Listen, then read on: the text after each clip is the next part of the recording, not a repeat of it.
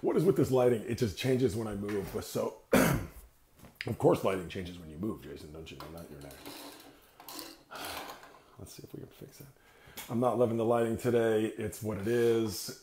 It is what it is. So, hello and welcome everybody to Coffee Break Thursdays. Coffee Breaks Thursdays, excuse me. Don't fire me. I wanted to welcome to the show. My name is Jason Zlatkus. I'm your host, Coffee Breaks Thursdays. So welcome. I had a few things I wanted to talk about before we bring on our guest today. And that is a little bit of misconceptions that people are having about what Coffee Breaks Thursday is. So it's Coffee Breaks Thursdays was designed originally as Coffee Breaks on Monday, and we were doing it on Instagram. And what this is it's a promotion for the movie Coffee Breaks. And I was the first guest on the show, and what they found out as me being the guest on the show was that I'm a pretty good interviewer, a pretty good host, and people like to see me on the screen, so on the interviews. So they asked me, the production team from the movie Coffee Breaks asked me if I would start hosting the show, basically just interviewing other members of the cast, and that's how Coffee Breaks Thursdays got started. And eventually, you guys liked it. You guys loved the show. So, because you guys loved the show, we started to do it, and now we do it as often as we can. And the reason I say, excuse me, the reason I say as often as we can is because I'm a working actor, and I'm often on set on Thursdays. So when I'm working, then we don't do the show. But I never intended to be a host. I never intended to start doing this on the regular. But you guys demanded it, so I want to thank you for that. I really do. I want to thank you guys for insisting that I be here with you on Thursdays, and our numbers keep going up. What can I tell you? I do want to explain a few more things about the show before we get to our guest. But I wanted to say things that, so like I told you how the show got started, and I told you that it was never my intention to do this, but here I am, doing it for you every Thursday. And so Warren Madden is our producer, and he picks the guests. I don't have anything to do with the guests. I don't choose them. He does. And right now the show is only interviewing people who are in the film Coffee Breaks. If you're not in the movie Coffee Breaks, you haven't been on the show. But Warren has approached me, and he said, Jason, what do you think about potentially letting other people come on the show? And we decided that yeah, we're going to do that. So in a month, we still have to go through the Coffee Breaks roster, but in a month, when we've gotten through the actors in Coffee Breaks, we're thinking about opening it up to everybody and seeing who we can bring on the show. The show's about acting, and that's what we do. And I say the show, it's my show, and now it's Coffee Breaks Thursday with Jason Zlatkus. So welcome to Coffee Breaks Thursday with Jason Zlatkus, and that's it. That's how it got started. So let's take a moment here and see if our guest is on. I don't know how this works. I've done this 100 times. There he is, Tyler. Let me see. All right, our guest, Tyler Dunivan. Hopefully he'll be joining. He's here. He just told me. There we go. Perfect timing, my man. You figured it out. Hey there. So we can see you, but we can't hear you yet. Still can't hear you. Can you hear me? Do like that if you can hear me. Like, woo! The people are watching the show and no one can hear anything. Can anyone hear me? If someone can hear me or can they hear Tyler, let me know. Maybe my thing is faulty. I'm not sure whose it is. Hopefully I haven't been just. Hey, I'm hearing something. Did that do it's anything? Almost like, here we go. that did something. That showed us the cool. top of your car, and there you go. Now we can hear you. We can see you. You're a little close. Okay, Better? There you go. That's much better. Right. I like your hair. Thank you. Cool. So thanks for being on the show today. Thanks for having me. Coffee Breaks Thursday. As you know, what brings us together, and I've been telling the fans, the viewers, that Coffee Breaks, the movie, is the reason why we do this. So you are, let's get right to it. You're Tyler Dunivan, and we're going to get to your whole thing you do, but let's start with Coffee Breaks. Tell us about your character in Coffee Breaks and who you play, and give us a little synopsis on that. No spoilers. Okay, sorry, you froze for just a second. So I play Alec in Coffee Breaks. I don't know how much I can say about the character, but without spoiling or whatever. So Alec is the owner of the restaurant where all the rest of our characters, most of our characters, work, and he is he takes a romantic interest in one of the waitresses. Okay. I don't think I remembered that part of the script. Okay. That he takes and is that one of the waitresses that I think I know now. Do you end up coming in at the garage sale scene then that we've often talked about on the show? I don't think so. I don't think so. Alec is in another scene kind of towards the end that I obviously can't talk about. It's a really funny scene, but to talk about it would be a spoiler. Of course. Yeah. But of course. But that's the scene that I chose for my video audition for it because it was the funniest, and I consider myself a comedic actor. I'm all about the humor, and I think that's how to if you're trying to sell yourself, that's make your casting directors laugh. So. Okay, so I love that concept. Yeah. Sorry, my allergies a little much today. I got a little something in my throat, but. So if you're trying to sell yourself, make your casting directors laugh.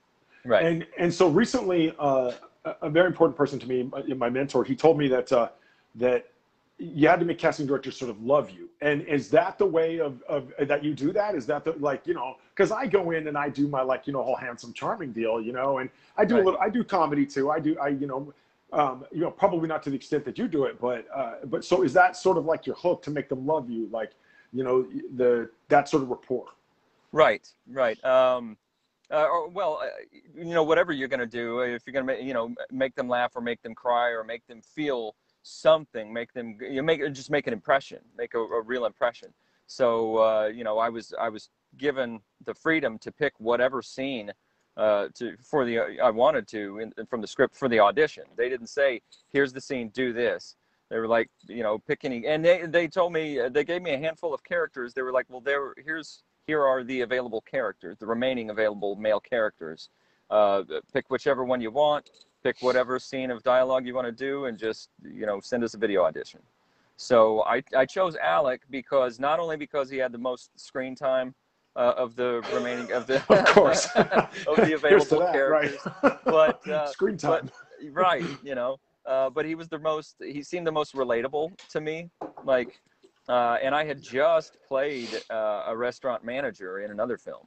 So I'm like, I can feel this character, That really opened up so many questions for me.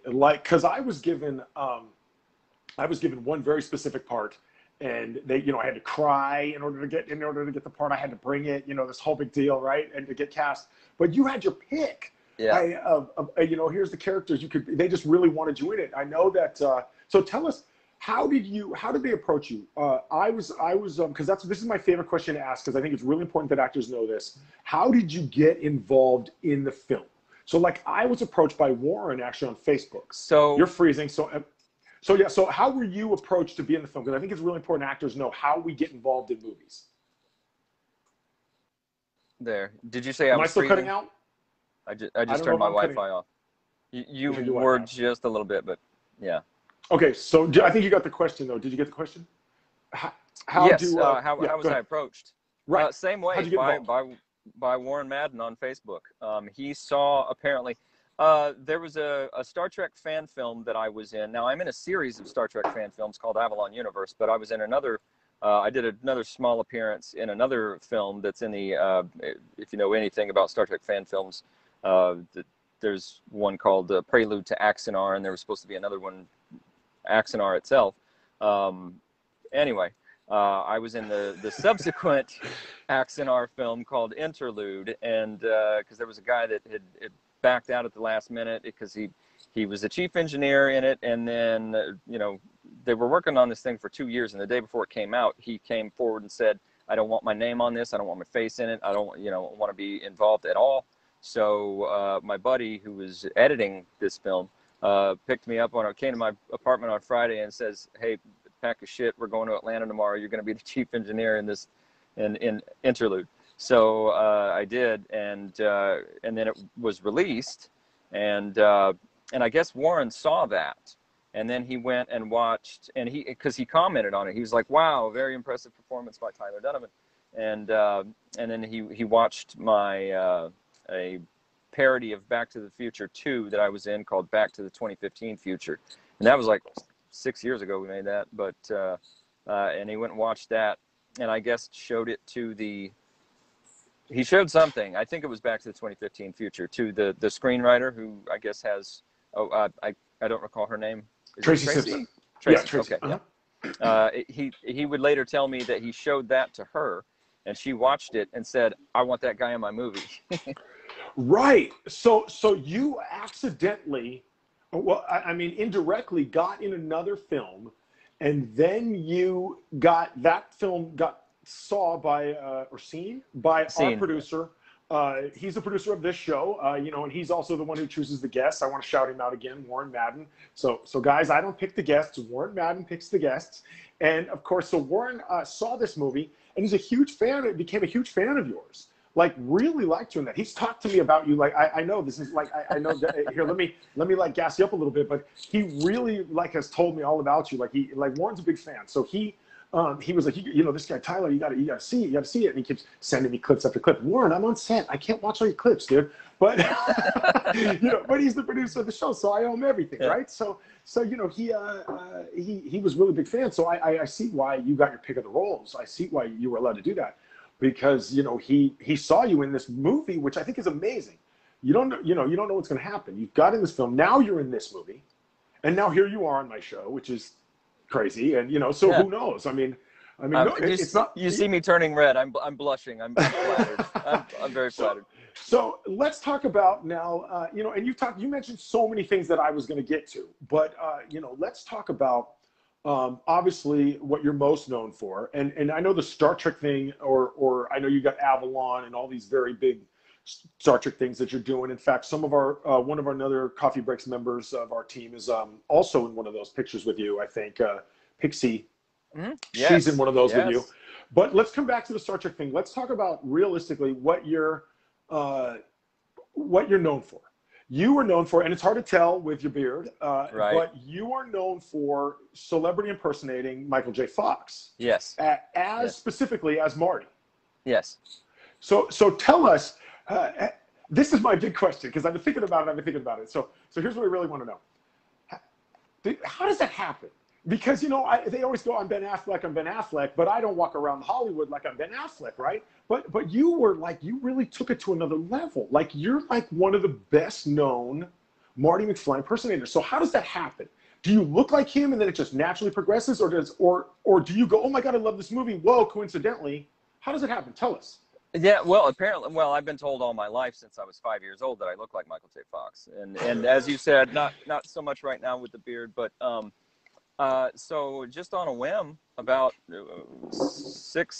almost 7 years ago now, it was Halloween of 2004. I was like, hey, people always say I look like Michael J. Fox. Why don't I dress up like Marty McFly for Halloween, just for fun? And I did. And I actually put a lot of effort into getting this costume right, putting together all the pieces of this costume, because I wanted to, I didn't want it to be cheesy. I wanted to get it right. I wanted it to look kind of screen accurate. And of course, my costumes have evolved over the years and gotten even better and more screen accurate. But I went out on Halloween, and people were like, a handful of people were like, hey, it's Marty McFly, cool, can we take your picture and stuff like that. And then a week later, there was it was Wizard World Comic-Con in Tulsa. I went to that. And I had just planned to go to that for fun. I had never done this cosplay thing before, but I was like, wait, I've got this costume. Well, that I spent a lot of money and time, getting it right. Why don't I do that? So I did, and I thought it would be kind of the same as Halloween. Like a few people would be like, "Hey, it's Marty McFly. That's cool," you know. But people lost their minds. I could not possibly have, Well, I mean, imagined the reactions that I would have gotten. And so I would get stuck. Go ahead. For those who don't know, you're scary accurate. Okay, like so those who don't understand, like I've seen you. Those who don't know. You're scary accurate, so I see why they. So go on with your story. But for those who are the fans who are listening, you're dead on the money. So I see why people went nuts. But continue. Go ahead. So you did it out of cosplay. Yeah, and I'm walking around this convention just trying to enjoy myself and get some autographs from some trying to enjoy myself. And well, I mean, I was enjoying myself. I had a blast. I mean, I'm trying to get autographs and pictures, photo ops with some of my favorite actors, and I would get stopped by somebody wanting to take a picture with me, and I'm like, yeah, of course. And then I'm like, okay, we're done, and I start to walk off, and I realize I've got a line of 15 people, waiting to take their picture with me, and I was like, at one point I was like, maybe I should do this, maybe I should try to get paid for this. So you froze at my favorite part. Oh, sorry. Go on. Where did I freeze? You froze at making money. Oh, yeah. Oh, right. Yeah, I was like, why don't I do this? Try to do this professionally. So I put together a Facebook page and a couple other things, and I would find videos that other people had made of me, like at conventions and stuff, and I'd put them on my site, and I'm like, for hire, for live events, live appearances, and I started getting calls. I started getting calls for gigs, and that's how I got started doing this. That's stellar, because man, that's amazing. I do this John Wick impersonation. I let my hair grow normally, okay, and I do this whole John Wick. I have the outfit and everything because the Boy Scouts hired me to do John Wick, right? So I never thought to like take it to that next level. I never thought, oh, that could be done or that could be anything. I do a whole impersonation. It's this whole thing. I talk and I do all this stuff, right? Like yeah. Okay, so how important is it to you? Because I'm hoping that some of the cosplayers now. Okay, let's start with that question. Are you a celebrity impersonator or are you a cosplayer? Well, I mean, there's so many different levels or different types of cosplayer. I mean, you could call me a cosplayer, but most cosplayers, I think most people consider the definition of a cosplayer a person who makes costumes, who makes cosplays, and I don't. I just, I mean, I find this stuff, but I don't, I don't make anything. And that was really frustrating for a while because that disqualified me from a lot of like cosplay contests at conventions, because you're being judged on the craftsmanship and the effort that you put into making your cosplay or your costume. And I am, I'm an entertainer, I'm an actor, I'm an impersonator. I just wear a costume, So right. So when I'm doing John Wick, I don't make the costume. I went and bought the outfit he wears. Right. And now yours is tough because you have a lot of vintage clothes, a lot of stuff you have to buy. But I went and bought the outfit he wears, and I'm very, very close. I'm still looking for wingtip boots, but because he wears wingtip boots. But I have shoes that look close, and but I would never consider myself like a cosplayer. I do an impression. Right. So do you consider cosplay, like you said then? So I didn't know the definition necessarily. That's someone who makes their outfit, and it cannot be. So if you were to have sewn yours, would you qualify, or do you have to be a character that doesn't necessarily exist? No, I mean, and there, like I said, there are different levels and different kinds of cosplayers. There are, I mean, you can still call yourself a cosplayer. There are like popular YouTubers that are cosplayers that wear different cosplays, that maybe they'll commission some, or they'll they pay someone else to make it for them, and you can still there's still some cases, some cosplay contests where you're still eligible, even if it's a commission, even if you didn't make it yourself, somebody made that. Somebody built this foam armor suit or whatever. But it can't be shopped like you or I. Right. You know, like, so I would go into a room of, you know, a panel of judges, and they would start asking me questions about the costume, and I'd be like, well, I bought this from HalloweenCostumes.com, or I bought this from, you know, I got this on eBay, some guy selling a pair of Guess jeans from the 80s, you know. And they're like, okay, next, you know. But Okay. there was a convention a couple of years ago that had an was it exhibition? An exhibition category, which means, you know, just entertain us, put on a performance, be your character, and Yes. I won $500 doing that. So yeah. Right. I'm like, So cool, there's a category for me, you know. right. That's sort of a character. Yeah, that's where I would fit in, is there. So Yeah. let me ask you another question then. So when you because I learned to do a Keanu voice. Now, obviously, I'm a Californian.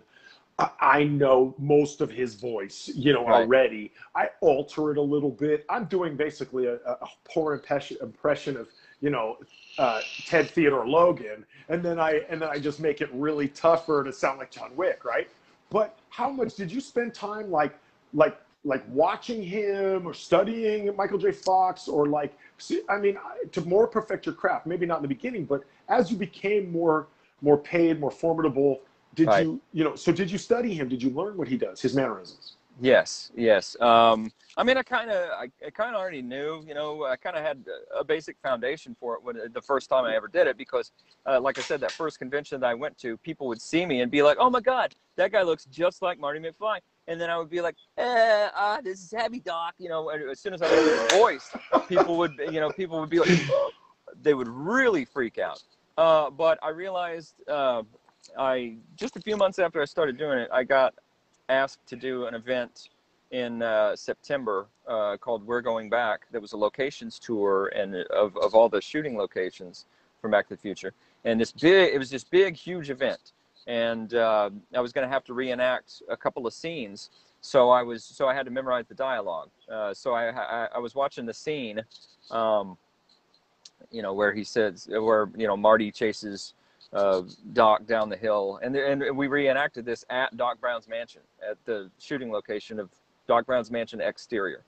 And Wow. anyway, so I was having so as I'm watching it, I'm like, oh, you know, I'm listening to his voice, and I'm like, I've kind of been overdoing it a little bit, because everything, you know, everything that I would say in the Marty voice would be, ah, yeah, you know, it's all up here. And then I realized, well, there are places where he's just, he's just mellow.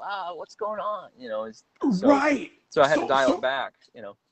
Right. I just learned this thing, you know, and I'm still learning as an actor, right? And I always learn, but to play it sort of like like what they call through line, and, you know, where he doesn't really, he's really just sort of one, you know, emotion through that scene. He doesn't necessarily go up and down. And I watch all the people do that now, you know, and I'm not necessarily talking about, you know, Michael J. Fox, but any actor, they, you know, in a scene, they start the scene one emotion and finish, you know, with that emotion, and it doesn't change. And like you're saying, I think I've been, even personally, you know, maybe looking for too many things in my dialogue, you know. So you learn to, I guess you're saying, you know, sort of dial it back is what you learned from that. Right. So as far as the outfit goes, again, you've evolved. How important is it to you to be screen accurate? Because to me, it's important. You know, to me, I think, oh man, I want to be screen accurate. I want to look as real as possible.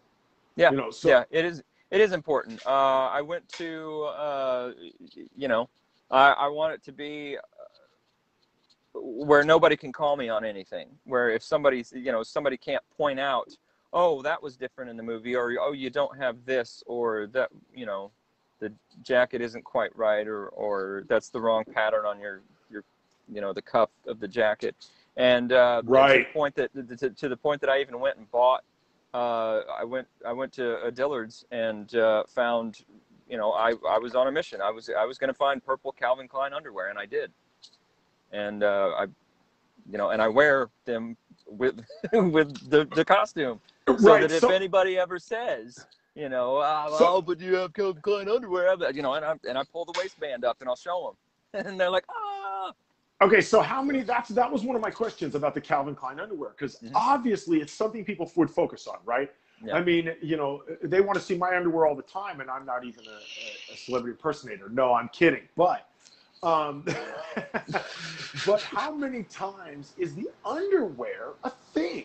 How many times do people come on and they come to you and they go, "Hey, it's Calvin Klein." Like we're gonna get to this, but how many times does that happen? How many times does the underwear come up?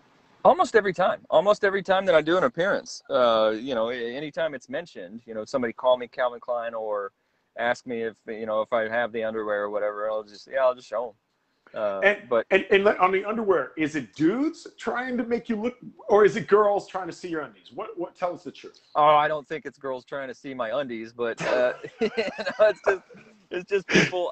I think people are guessing that I wouldn't go to that, you know, length to, you know, wear the underwear too. But at that same event that I was talking about, we're going back. There was a lady dressed in the Lorraine outfit. Wow. She's wearing in that scene from, you know, the bedroom scene when he's, you know, in his underwear. Where she calls him Calvin. So, right. Right. Uh-huh. So Yeah. so I stripped down to underwear, t-shirt, and socks, to, you know, so that I would be in the same wardrobe for that scene that she was, you know, dressed up for. So I'm walking around in my underwear. Yeah. So you are willing to go to any length for the character. So yeah. So how often does it happen though that people come up to you and try to stump you on any level? Like, because that's something I want to know. Like, or do they come up and go, you know, oh, do you have the shoes, or how come your hoverboard doesn't float? Like, okay, so here's a better question. What are the comments you don't want to hear anymore? What are the comments you, Tyler Dunivan, are like, dude, please stop asking me this. You know that doesn't exist. You know that, you know, or what? Tell us. What don't you want to hear? Well, there's only one thing. There's only one. So questions and comments and stuff, you know, don't bother me, you know, that have to do with the film and have to do with the costume or any of that stuff.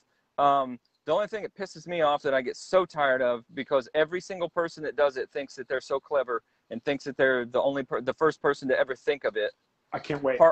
Parkinson's jokes. Yeah. All the time. Okay, yep, you know what? Every time. Yeah, I thought, yeah, that was a bad. Yeah, you know what? Right? Like, you know what? That sucks. I don't know what else to say about that. I mean, the Parkinson's jokes are hella stupid. Like, you know, what are you gonna say? I mean, that, like, yeah, I feel. Well, you. It's not just insensitive. It's obnoxious and it's rude, and you know, I'm like. So tell us, how do you handle that? How do you personally? What do you do? I think the best way, you know, because I try to do it with a smile, because I try not to, you know, be a jerk back. If somebody's being a jerk, I don't want to be a jerk back. I think that's the best not way no. I think the best way that I handled it one time was, and I've done this a few times, but the first time I did it, you know, this guy said something about Parkinson's, or he said, or said something like, "Oh, can you do like this? Oh, can you make your hand shake?" And I was just like, he said something about, I don't remember exactly if he did that, but he made some Parkinson's joke.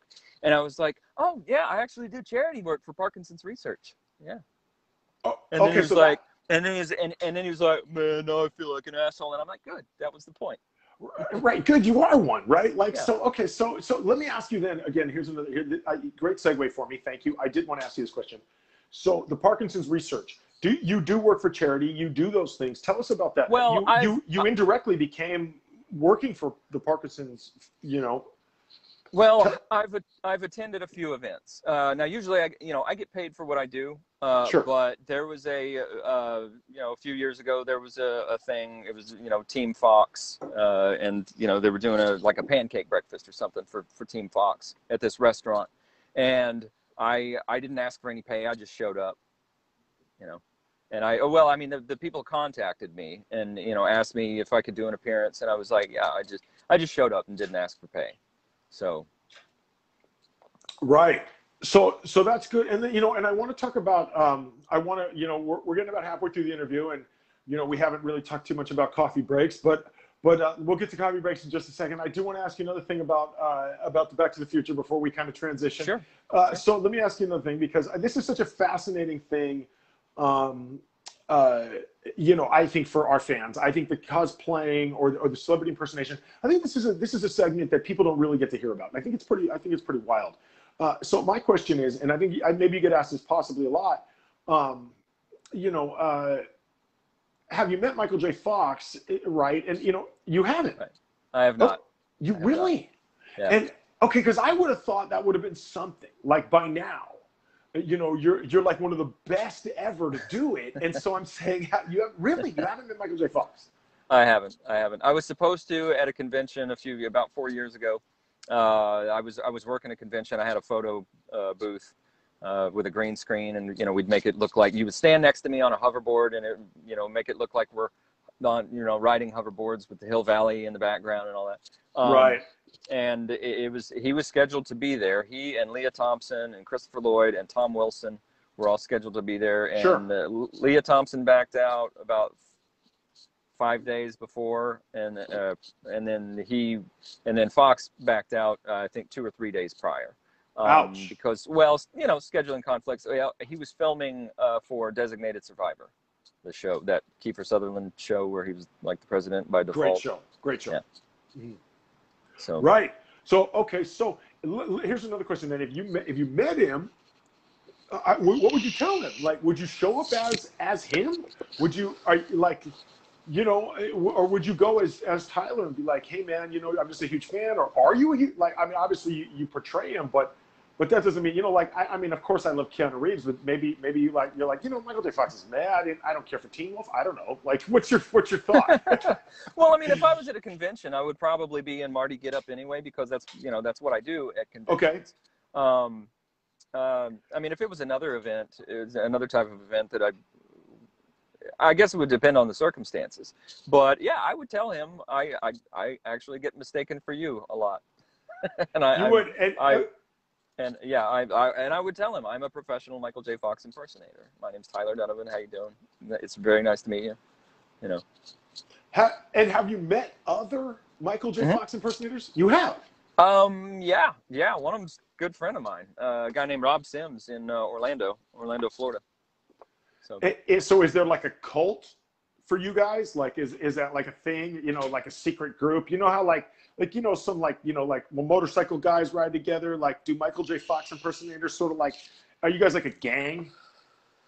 Not really. I mean, he and I just happen to get along really well. Because when I first started doing it, the first convention that I did it at, I entered the cosplay contest, and I didn't win anything, but I got approached by a lot of people. And I was approached by a young lady that worked at Universal Studios in Orlando, and she was actually from my area. But she came up to me and she's like, hey, my name is so-and-so, and I work at Universal Studios, and you make an amazing Marty, and you should really go down there and audition for the part to play Marty McFly in the park at Universal. And then she told me about this other guy. She was like, there's this other guy, his name is Rob Sims. He plays Marty at Universal. And so I got in touch with him. I messaged him on Messenger. We just started talking about it. And I was like, yeah, I'm gonna go audition to be Marty too, not to replace him, but to be an additional, like on a rotation or whatever. And he would later tell me, I finally met him. I finally got to meet him in person. September of 2019, I went to the Sunburst Convention of Celebrity Impersonators in Orlando for the first time, and I've been wanting to go for like 5 years. There's a convention of celebrity impersonators? Hold up. Hold up. So I know all kinds of celebrity impersonators. Wait, really? There's a convention for people who impersonate celebrities? Yes. Yeah. That's like... There's 2 of them. Well, there's 2 major ones. There's Sunburst in Florida. And then there's the Real, REEL Awards in Vegas. I know I've never been to the Real Awards. Well, I'm much more likely to attend the one in Vegas on my side of my side of the country. So let me. That is fantastic. So go back to the rest of the story. I don't want to. Hang on. I want to hear the ending. We're talking about I know all these, I met all these great celebrity impersonators. So what happened with that? The last time I went there for a gig, I got hired for a gig for some radio station, was putting on a big party, and this lawyer was doing a lot of advertising at this thing, and he wanted me to do photo ops in front of his sign or whatever and take pictures with people. And so I went down there, and this was just the December following the September that I went to Sunburst for the first time. And so I reached out to all my friends, my Sunburst friends, and I was like, hey, you know, who wants to come hang out at my hotel and have a drink after this gig I have? So I ended up hanging out with Dean Martin, Pavarotti, and Pee Wee Herman. Holy crap! Well, I mean, impersonators, but yeah. Oh, So, I should have. I was a Pavarotti. No, you're right. Okay, yeah. so yeah, the impersonators, right. And for a moment there, I was like, holy, you know, I was like, why didn't you call him Paul Rubens? But yeah, no, now I understand. It was Pee Wee Herman. Yeah, it's so, actually, his name is Dale Smith, actually. The impersonator that I know. So you said I had a story to finish. Well, that was the story. Oh yeah, the story I want to hear you finish is have you played him in the park at Universal? No, because when I finally met Rob, in 2019, I called him up and I was like, hey, I'm here, and let's get together, hang out. So he met me at the convention, and he told me that he was like, I remember when you auditioned, because every person in that room with you came to me and told me about it, and was like, Rob, this guy's trying to take your job, but. But he said that it was just something that they tried. They kind of they tested it, and they did it for 4 years.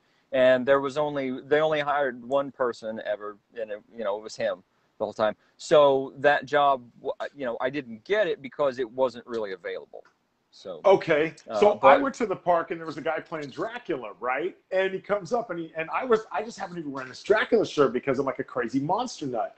And the dude is like, oh, it's my fans. And like, we took this great picture with this Dracula cat. And I'm like, man, that's a cool ass job, portraying Dracula in the park, you know? Yeah. But I'll bet that job also has those moments, you know? I'll bet there's a kid who, or a lady comes up and is like, oh, you want to bite me? And you're like, lady, come on, I'm here for kids. You know what I mean? Like, I'm sure there's those moments as an actor that you don't want. But let's transition. Let's talk about coffee breaks. If I don't talk about coffee breaks, I'm going to get fired. Okay. Real quick though, you reminded me of something. I was at Go ahead. Our guest controls the show. Go for it, brother. Well, I was just when you said some lady, walking up, be like, you want me to bite you, or you want to bite me, or whatever. It reminded me of let's hear about that. I'd much rather talk about that. Well, I was at a car show, and I was doing photo ops with a DeLorean, and this woman, comes up to take a picture with me, and I was like, I said something like, oh, hey, do you want to hold the hoverboard? And she goes, I want to hold you. Yeah. I was like, oh, okay. But anyway, okay, coffee break. Okay, so how often does that happen? I think cosplayers want to know that. Tell our audience, how often does that happen? That somebody comes up who has a Michael J. Fox thing, because the celebrities, they all have somebody. How often does somebody come up with a Michael J. Fox thing who wants to know? Who is like, you're the man. Can you fill in for him? Or like, what's your deal with that? How often does that happen? It never happens. Well, I'm sorry. Well, no, I'm sorry. I'm not sure I understand the question. How often do you get hit on by someone at a con? It can be anyone. It can be a guy, a girl. It doesn't matter. But how often do you get hit on at a con because people have a Michael J. Fox thing? Okay. A few times. It was a few times. It's not all the time, but I have been at events where I've been actually mistaken for actually being him, and people will talk to me carry a conversation for 5 minutes thinking that I'm him. Now, I usually, as a matter of etiquette, I try to, before the conversation ends, eventually tell them, inform them, the truth. I am not actually Michael J. Fox. My name's Tyler Dunivan. I'm a professional Michael J. Fox impersonator. But sometimes I'll let him go for a little bit, before breaking the news. I get phone calls sometimes, and I'm like, I'm not sure who you think I am, but I was not on that set. I'm not, you know what? And they go, I know I've seen you. And I'm like, yeah, I do a lot, but you likely haven't seen me. I mean, so I feel you, but that's crazy. Like, I've never been like, have you ever had anybody confess something to you? Like, listen, your films have really moved me, and you got to go, has it been emotional ever? Have you ever had an emotional moment with a fan? No, I mean, not that I can think of. Not that. Okay. Yeah. Actually, yes. We thought of it. That, All right. that first convention that I was at, there was this group of young people, like early 20-somethings, and there was like 5 to 7 of them, and guys and girls, and they just swarmed me, and they were like, "Oh my God!" They were like, "We love Back to the Future. This is amazing. You look and sound just like Michael J. Fox, and oh my God." And this one guy is crying, is like, yeah, he's crying. He's getting teary-eyed. Tears are running down his face. And he's shaking my hand profusely, thanking me for bringing back his childhood. He's like, "You've brought back my childhood. Oh my God, this is amazing. I can't believe he's what?" And I'm like, this is crazy. Wow. I mean, I can't, I'm like, yeah, because those moments to me are why I even do what I do. Yeah. Those moments are the reason I get out of bed. When someone is like, "Man, that was really cool," or "Thank you," or whatever. Those are the moments. And it used to happen a lot more before I was an actor, when I owned a toy store. Okay. But, as an actor, I'm hoping for that, man. That's pretty incredible. So okay, let me transition, because we don't have a whole lot of time to talk about the rest. This Back to the Future stuff is fascinating, and really, I coming into this interview, I really wanted to focus on the celebrity impersonation, the cosplaying, because I thought that our audience would love that. But the producer's telling me I got to talk about Coffee Breaks. So not that it's not wonderful. Coffee Breaks is the best thing I've ever read. So let's talk about that a little bit. You read the script, or you chose? So when you read a lot of the script, what was your feeling going into that, being asked to be part of that project? Well, at first, usually when I'm asked to read a script, it's by, it's not a major production. It's not a legit, production like this. It's just somebody, it's just, some amateur trying to make a film that's never made a film before, and and there's no pay, and there's no, it's, and it's probably not going to go anywhere. So I get, I get scripts shoved at me, every now and then.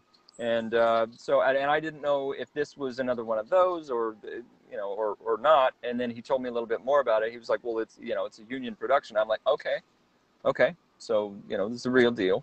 And I read the script and I loved it. I was I got to confess, I kind of skimmed through it, so I don't have, like, I didn't read it thoroughly, like the story. I got kind of an idea of the story, and there were several scenes that I read in detail, and I'm like, this to me feels kind of like, it feels like kind of a Friends vibe, and a little bit the movie Waiting, with Ryan Reynolds and Tara Reid.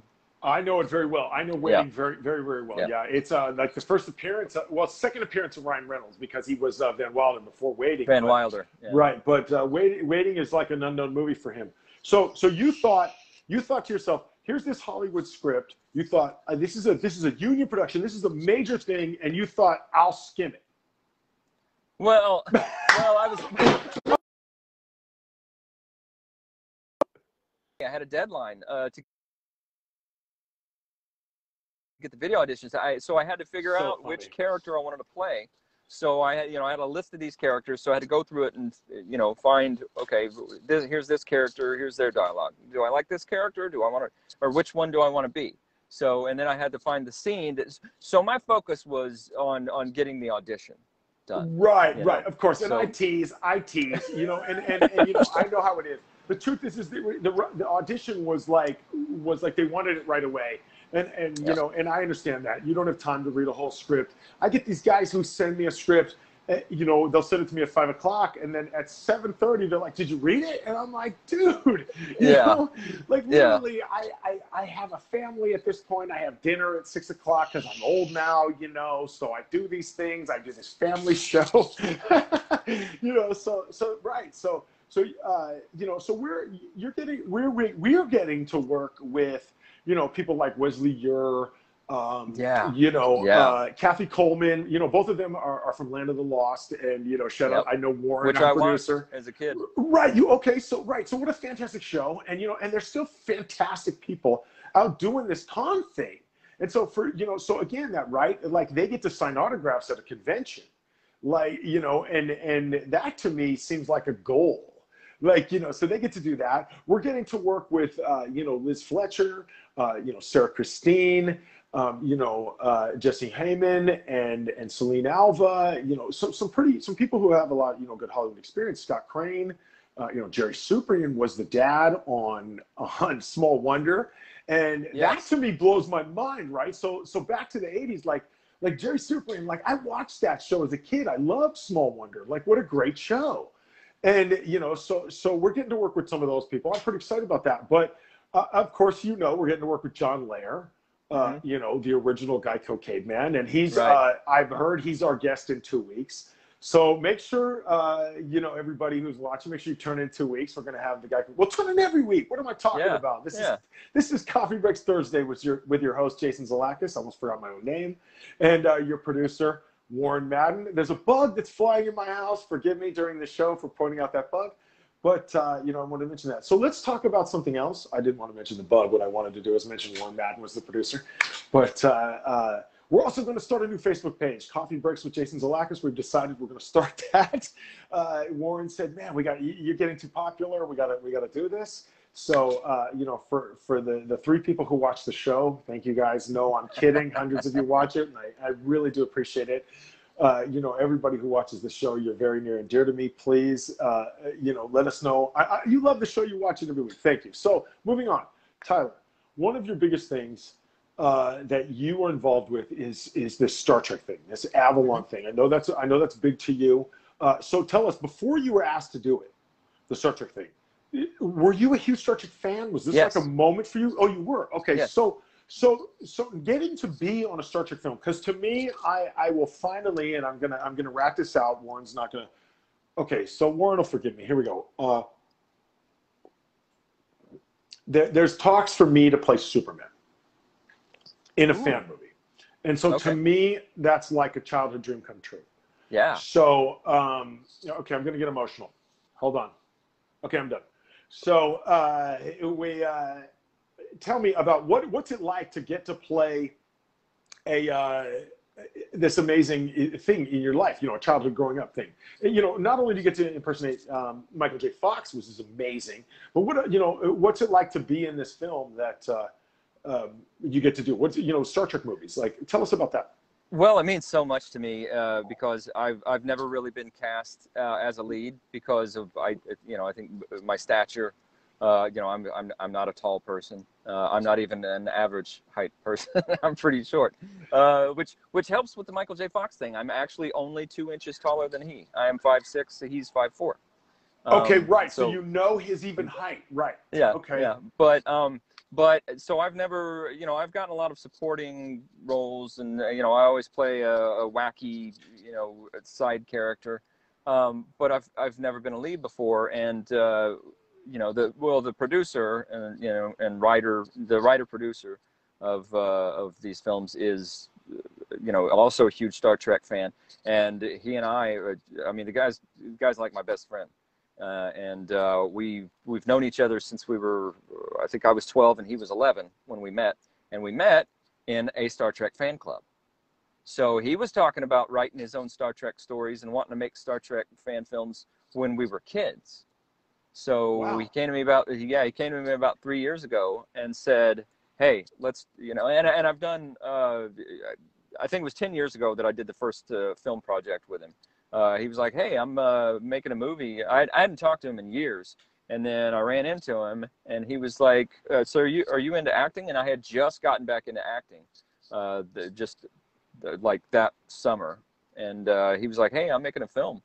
If you want to be in it, and I was like, yeah. So we've done several film projects over the years. I've acted in several of his films over the years. And then, like I said, 3 years ago, he was like, dude, let's do Star Trek fan films. And I was like, cool, I'm in. He was like, I want you to be the captain. I was like, sweet. I finally get to be a lead, so it means so much to me.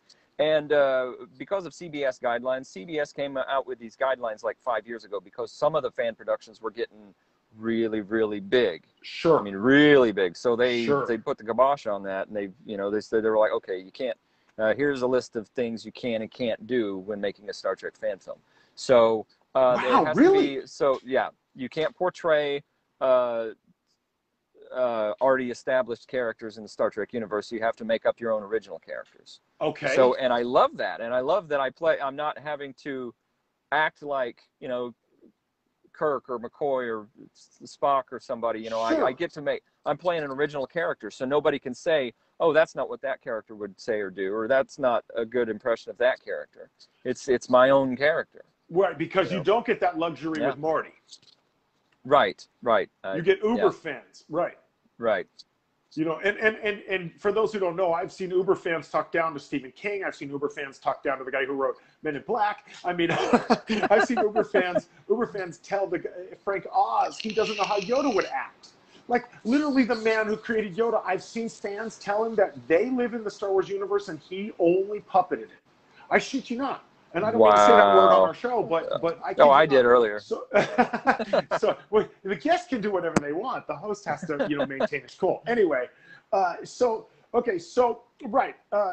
the Star Trek thing. I'm sorry, I totally interrupted, but I feel you. No, they can't tell you how to act or right. how that character would behave, or that they know you better than you even know yourself. Yeah. Like, you could be the writer of the story, and they'll argue with you at a coffee shop. You know, I mean, so does the internet?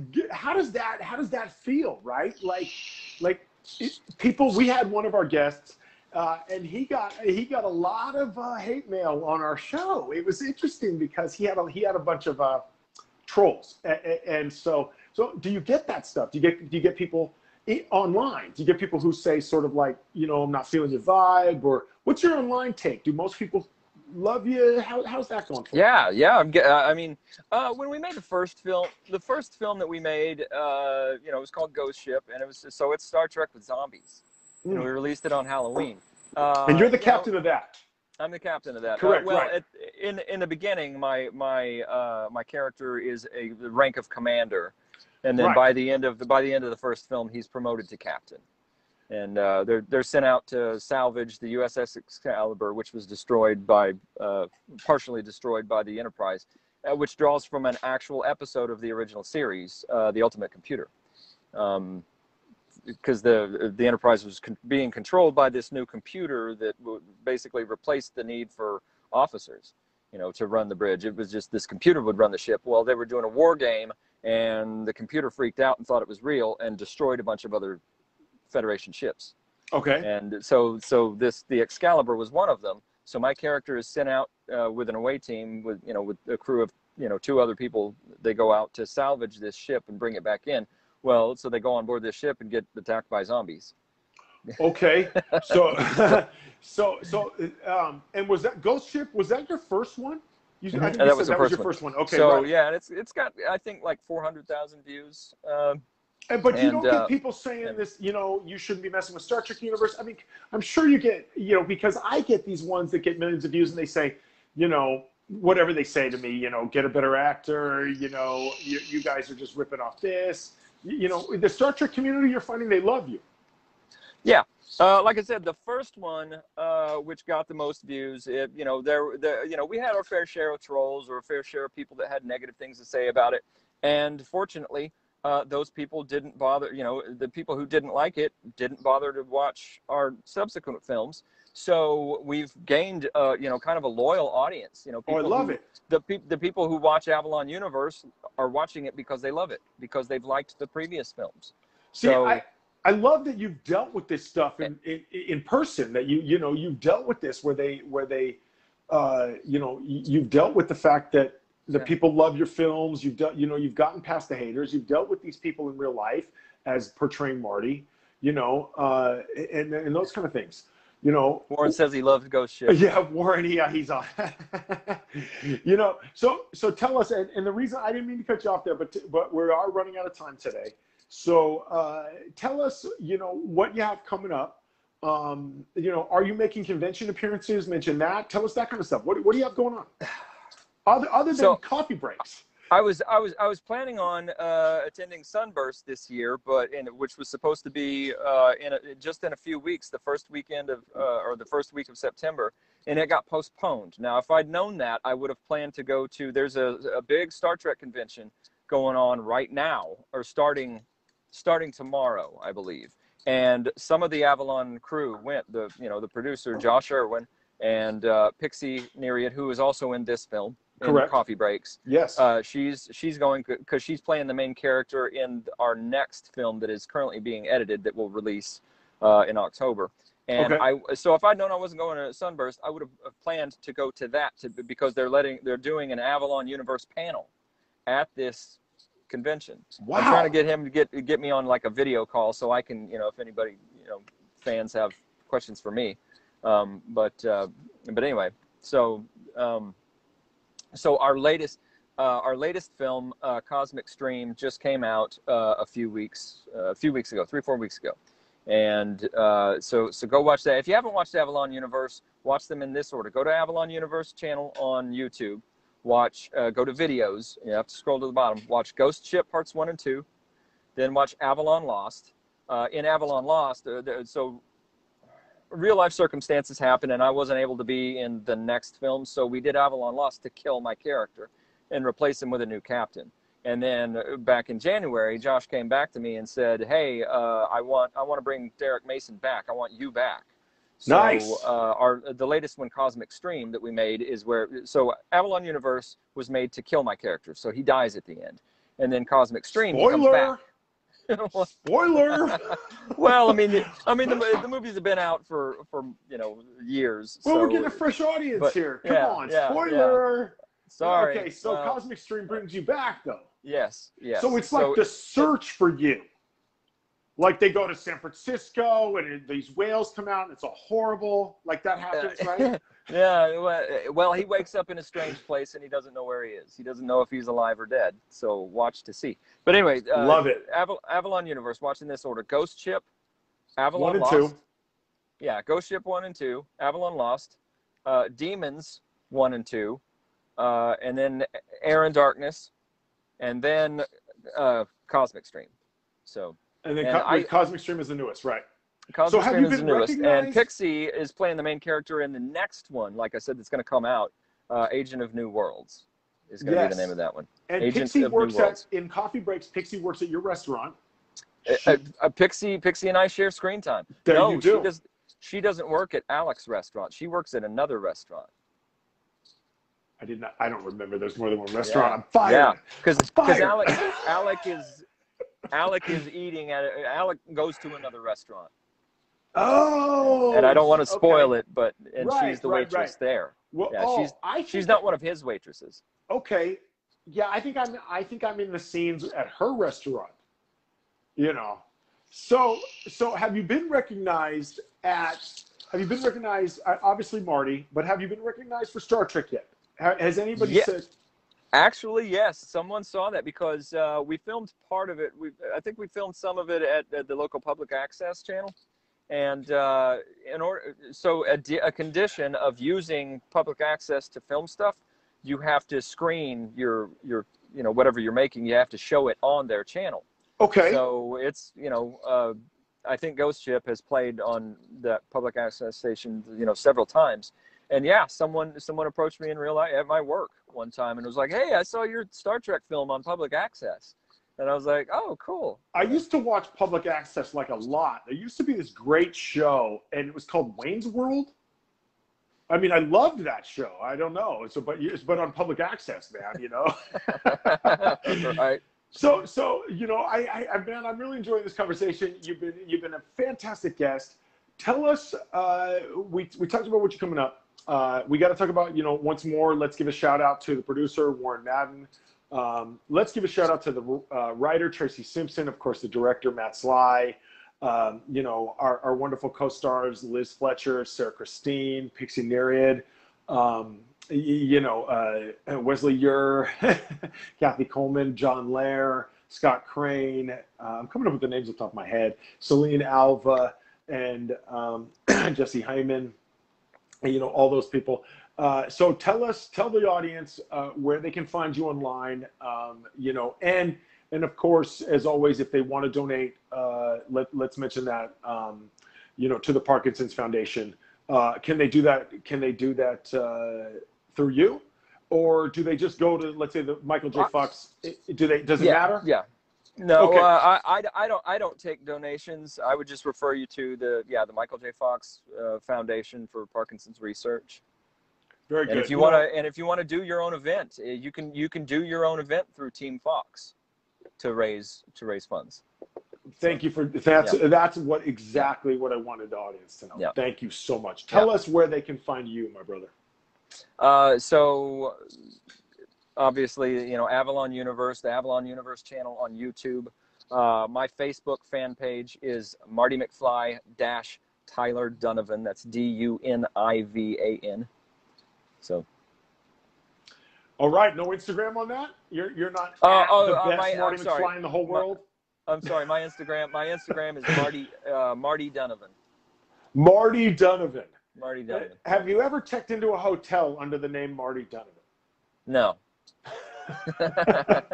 If the audience wants to do what you do, they want to get into cosplay, they want to get into that. Do you have any words of encouragement? Do you have anything you can tell them?